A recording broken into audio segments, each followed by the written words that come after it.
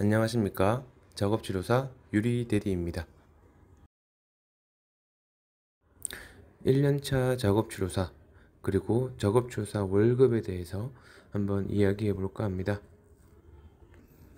저는 2009년 작업치료사 면허를 획득하고 그렇게 작업치료사 1년차 작업치료사가 되었습니다. 지금은 14년차 작업치료사입니다.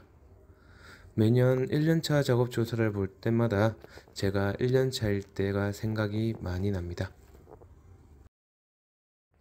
현재 1년차 작업치료사 선생님들, 지금은 많은 선생님들이 일을 하고 있겠지만 일을 하기 전에 기대, 설레임, 걱정, 두려움 등 많은 감정이 교차했을 겁니다. 그리고 작업치료사로 일을 하면서 아마 스트레스를 여기저기서 받고 있을 거라고 생각을 합니다. 저도 그랬었고 많은 작업치료사들이 1년차 때 그러했을 겁니다. 시간이 지날수록 스트레스가 여기저기서 다가왔습니다.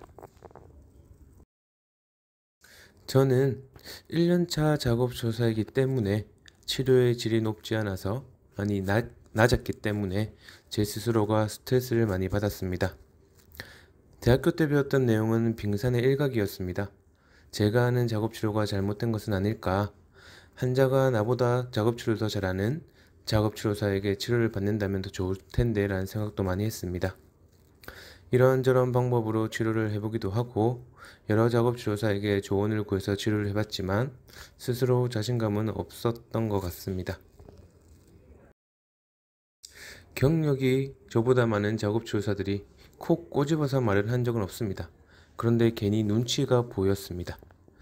내가 하는 작업치료가 혹은 그 방향성이 혹은 그 목적이 내 스스로 자신이 없었기 때문은 아닐까라는 생각을 많이 했습니다.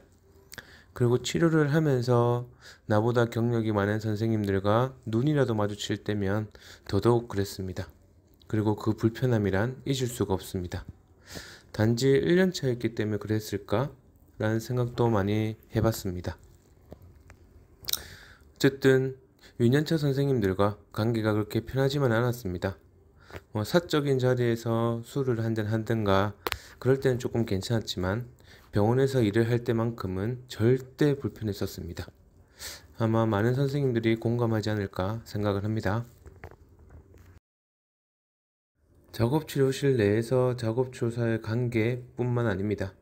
보호자의 관계 혹은 환자와의 관계 또한 1년차 작업치료사인 저에게는 스트레스였습니다. 치료에 대해서 과하게 간섭을 한다던가 1년차기 때문에 만만하게 보면서 요구하는 것들이 정말 많았습니다. 이렇게 치료해달라, 왜 그렇게 치료하냐 등등의 말씀을 많이 하시더라고요.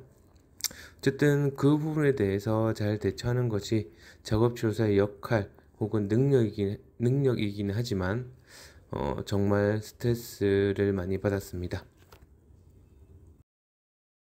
그리고 저의 신체적인 피로는 정말 역대급이었습니다. 많은 작업치료사들이 공감을 하는 부분이긴 하겠지만 작업치료사의 몸이 치료적인 도구가 되는 경우가 정말 빈번합니다. 특히 남자 작업치료사이기 때문에 상대적으로 덩치가 큰 환자를 치료하는 경우가 많았습니다. 그리고 팔, 다리가 완전 마비된 환자를 치료를 많이 하기 때문에 그 치료 행위는 온전히 작업치료사의 몫이었던 겁니다. 그래서 신체적인 피로가 정말 계속 쌓여갔던 것 같습니다. 즉, 치료의 질이 높지 않은 1년차 작업치료사이기 때문에 작업실실 내에서 괜히 눈치가 보이기 때문에 환자 및 보호자와의 관계 때문에 역대급인 신체적 피로 때문에 그렇게 제가 1년차 때 스트레스를 많이 받았던 것 같습니다. 지금이야 별다른 스트레스를 크게 받진 않지만 어찌되었든 많은 1년차 선생님들이 조금 공감하는 내용이지 않을까 그렇게 생각을 합니다. 어쨌든 그 스트레스를 조금 해결할 수 있는 방법을 개인적으로 조금 찾아야 될 것 같다는 생각이 듭니다.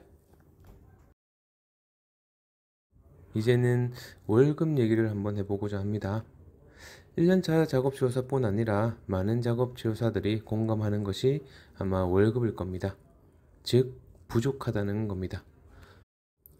저도 마찬가지고 지금도 그러합니다. 많은 작업치료사들이 생각할 겁니다. 작업치료사가 하는 일에 비해서 월급이 부족하다고 느낄 것입니다. 100% 공감합니다. 어찌되었든 월급이 좀 더 많았으면 좋겠습니다. 그런데 간혹 가다가 월급이 터무니없이 부족하다라고 입에 달고 다니는 작업치료사들이 있습니다. 그렇게 생각할 수 있습니다. 개인적인 부분이니까 충분히 공감하고 이해가 되는 부분입니다.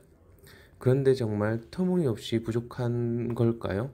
그 부분에 대해서는 한번 생각을 해보셔야 될 것 같다는 생각이 들고 한번 같이 얘기해 보도록 합시다. 지극히 저의 개인적인 생각입니다. 만약에 초등학교, 중학교, 고등학교 시절에 죽어라 혹은 없는 시간을 만들어서 자는 시간을 줄여가면서까지 공부를 했다면 과연 작업치료사를 하고 있을까요? 딱히 하고 싶은 일이 없기 때문에 뭘 해야 할지 몰라서 혹은 무슨 일을 하고 먹고 살아야 할지를 몰라서 작업치료를 시작한 사람이 아마 대부분일 겁니다. 취직이 잘 되는 전망이 좋은 직업이 작업치료사라고 하더라. 20년 전에 제가 작업치료를 시작할 때에도 지금도 같은 말을 계속하고 있습니다. 솔직히 앞으로도 계속 전망이 좋을 예정일 것 같습니다. 대학교 입학도 그렇게 어렵지 않았습니다. 그렇게 작업치료를 시작한 작업치료사가 많을 것이라고 저는 생각을 합니다. 정말 작업치료사가 되고 싶어서 작업치료학과에 입학한 작업치료사는 찾아보기 힘들었고 지금도 찾아보기 힘듭니다. 반대하는 선생님도 있을 겁니다. 정말 작업치료사가 되고 싶어서 시작한 선생님도 계실 겁니다. 어쨌든 제 경험상 많은 작업치료사들이 작업치료사가 되고 싶어서 된 경우는 별로 없었습니다. 그럼에도 불구하고 보수에 만족하지 않는다? 그것도 터무니가 없다? 만약 그렇게 생각하신다면 처음부터 작업치료를 시작하지 말았어야 했고 지금이라도 작업치료를 그만둬야 되지 않을까 저는 그렇게 생각을 합니다. 돈이라는 것은 많이 벌면 당연히 좋습니다. 저도 그렇고 작업치료사뿐만 아니라 모든 사람이 그러야 할 겁니다.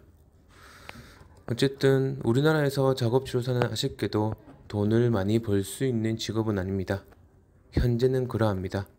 그래서 항상 부족하다라고 느끼고 그렇게 얘기하는 작업치료사가 많은 겁니다. 어찌됐든 의료체계가 우리나라 의료법상 법이 바뀌지 않는 이상 지금처럼 계속 쭉 지속되지 않을까 그렇게 생각합니다. 안타까운 부분이기도 합니다. 그런데 작업치료사의 월급이 정말 터무니없을까요? 터무니없이 부족할까요? 결코 그렇지 않다라고 생각을 합니다. 작업치료사를 하면서 먹고 싶은 거 먹고 가고 싶은 곳에 가고 사고 싶은 거를 사고 한 가정을 이루고 행복하게 잘 살 수 있습니다. 많은 작업치료사들이 그렇게 살고 있습니다. 그래서 개인의 노력에 따라서 경제적인 상황은 충분히 더 나아질 수 있고 인생을 즐기면서 잘 살 수 있지 않을까 생각을 합니다. 어떠한 직업이든 1년차는 존재합니다. 모든 사람들은 1년차라는 경험을 하게 되어 있습니다. 그리고 그에 따른 스트레스는 분명히 있을 겁니다. 작업치료사도 저는 마찬가지라고 생각을 합니다. 개개인의 노력과 시간의 흐름에 따라서 그 스트레스를 줄일 수 있고 혹은 없앨 수 있을 거라고 생각을 합니다. 그리고 개인의 노력에도 불구하고 시간이 흘러감에도 해결되지 않는 스트레스는 분명히 존재합니다. 그 또한 조금 인지를 하고 일을 해야 되지 않을까 생각을 합니다. 1년차 작업치료사 선생님들, 어쨌든 지금 이 시간도 지나갈 겁니다. 하지만 개인의 노력에 의해서 분명히 달라질 수 있을 겁니다. 작업치료사로서 선생님들만의 인생을 즐겼으면 좋겠습니다. 저도 1년차였기 때문에 이렇게 얘기를 하는 부분이고 어찌됐든 지금까지 지극히 저의 개인적인 생각이었습니다. 어쨌든 집중해서 들어주셔서 감사합니다. 작업치료사 유리데디였습니다.